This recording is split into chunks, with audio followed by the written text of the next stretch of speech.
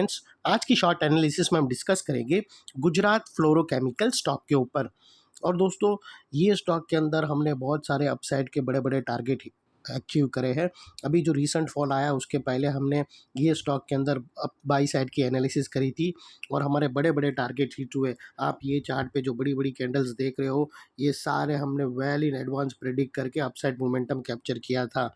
लेकिन दोस्तों, आज का जो वीडियो है ये स्टॉक के ऊपर, ये एक तरह का हमारा रेड अलर्ट एनालिसिस है।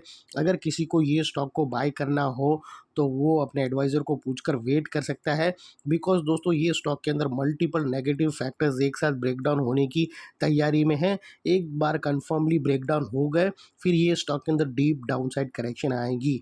तो वो लिहाज से दोस्तों, अगर आपको बाय करना हो तो वेट करना। यहाँ पर दो चीज़ है दोस्तों, अगर वो लेवल नहीं टूटे और इसके ऊपर एक टर्निंग पॉइंट है जहाँ पर ये स्टॉक बाई साइड के एरिया में हो कंफर्म हो जाएगा। अगर वो लेवल के ऊपर क्लोजिंग मिली तो उसके ऊपर भी हम डिस्कस करेंगे और वहाँ से हम भी हमारा ये स्टॉक के ऊपर बाई साइड का व्यू रखेंगे।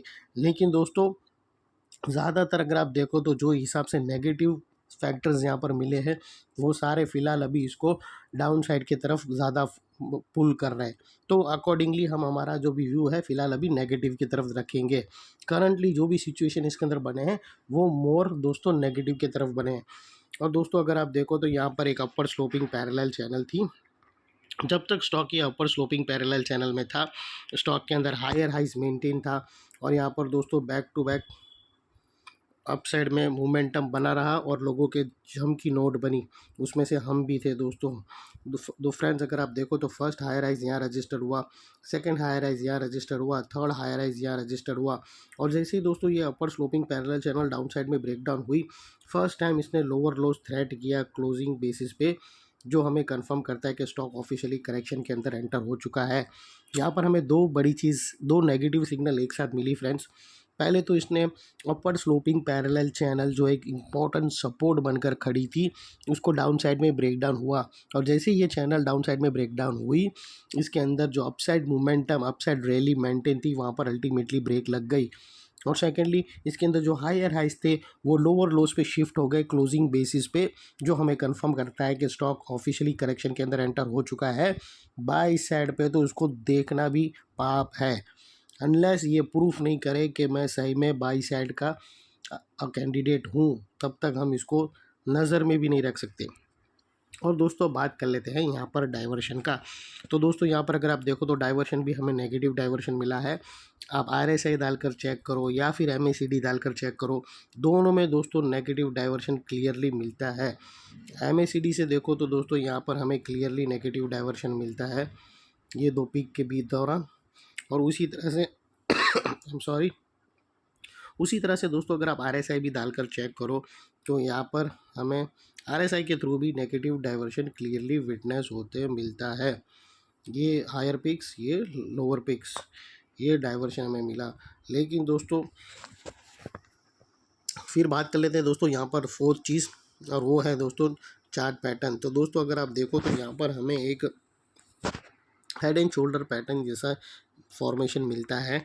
लेकिन दोस्तों, यहाँ पर आप लोगों को याद करना है, अगर दोस्तों आप लोगों को याद रहेगा, यहाँ पे जो हेड एंड शोल्डर बन रहा है वो लिटिल दोस्तों एक स्लोपिंग एंगल पर बन रहा है, वो एग्जैक्टली फ्लैट नहीं है। तो फिर भी दोस्तों स्ट्रक्चर तो कंफर्म है। यहाँ पर कुछ पॉइंट है, कुछ एरिया है जो मैं आप लोगों से शेयर करूँगा, वो एक रेजिस्टेंस और सपोर्ट का काम करेंगे और उसके बीच में कंसोलिडेशन होगा। और जैसे ही कंसोलिडेशन डाउन साइड में ब्रेकडाउन होगा, मोमेंटम ज़बरदस्त डाउन साइड पे इंटेंसिफाई होगा। तो सबसे पहले दोस्तों यहाँ पर बात कर लेते हैं नेकलाइन की। जो इसकी जो नेकलाइन है वो स्लोपिंग एंगल पे बनती है, क्योंकि उसके ये दोस्तों स्लोपिंग एंगल पे उसकी नेकलाइन है, जो हमें ऑलरेडी यहाँ पर कंफर्म कर रही है कि ये जो पॉइंट है जो डाउन साइड में ब्रेकडाउन हो चुका है। अभी दोस्तों यहाँ पर अगर ये देखो तो यहाँ पर एक और सपोर्ट लाइन भी बनती है और दोस्तों ये वो लेवल है जिसको हम येलो में कर देंगे, ये एक्चुअल नेकलाइन हम मानकर चलेंगे। तो दोस्तों यहाँ पर अगर आप देखो तो ये लेवल के बीच में कुछ टाइम तक स्टॉक कंसोलिडेशन कर सकता है और उसके बाद फिर डाउन साइड ब्रेक करके जर्नी स्टार्ट करेगा।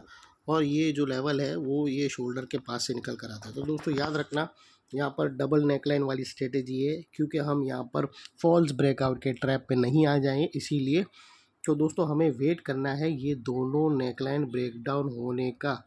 जैसे ये दोनों नेकलाइन ब्रेकडाउन हो जाएंगी, जो ये 3877 वाली जो डाउन साइड की जो नेकलाइन है, जैसे ही वो डाउन साइड में ब्रेकडाउन हो जाएंगी, ये head and shoulder pattern active हो जाएगा अपना काम दिखाने के लिए डाउन साइड की तरफ।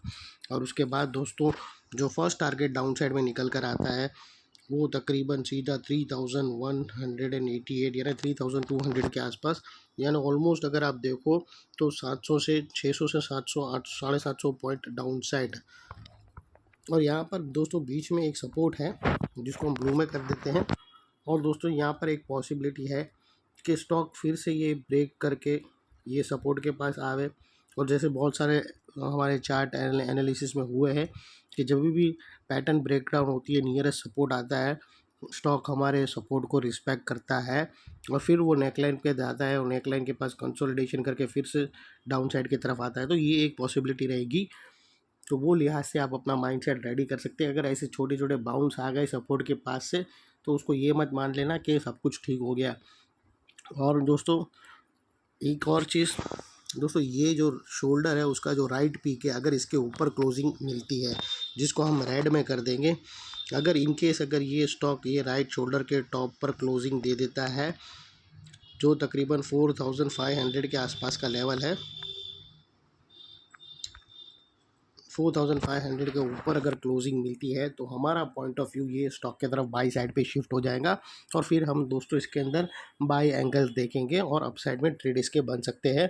और यही लेवल पे दोस्तों बाई साइड का भी व्यू है और यहाँ पर शॉर्ट सेलर लोगों का भी स्टॉप लॉस रहेगा अगर ये एक्टिव हुआ तो।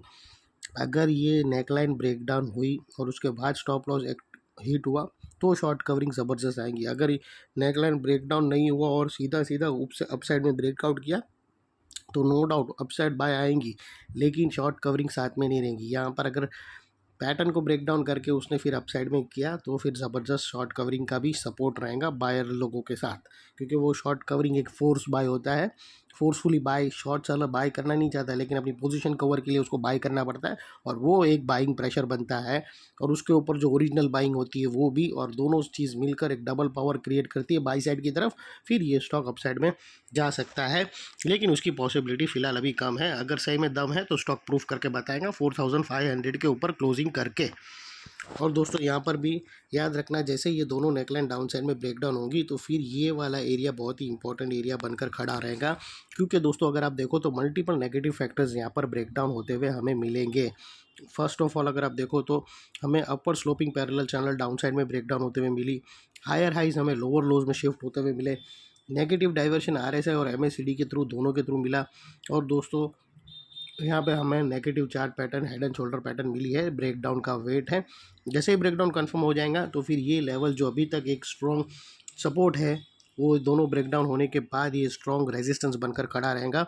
और इतने बड़े स्ट्रॉन्ग रेजिस्टेंस के ऊपर शॉर्ट सेलर लोगों के स्टॉप लॉस रहेंगे जो आसानी से हिट नहीं होंगे, और अगर हो जाएंगे तो फिर हमारा व्यू भी चेंज हो जाएगा बाई साइड की तरफ ये स्टॉक के ऊपर। दोस्तों एक और बात, सीधा जाकर ये स्टॉक को शॉर्ट मत ठोक देना। आप लोगों को बताया हूँ वो एरिया के नीचे क्लोजिंग हो फिर ही इसको शॉर्ट सेलिंग के रडार पर रखना।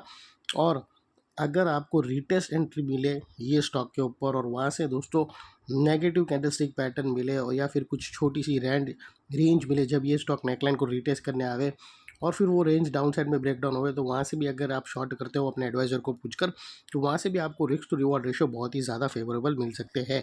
ये थी हमारी एनालिसिस। अच्छी लगे तो प्लीज़ चैनल को लाइक शेयर सब्सक्राइब ज़रूर करना। Thank you. जय हिंद।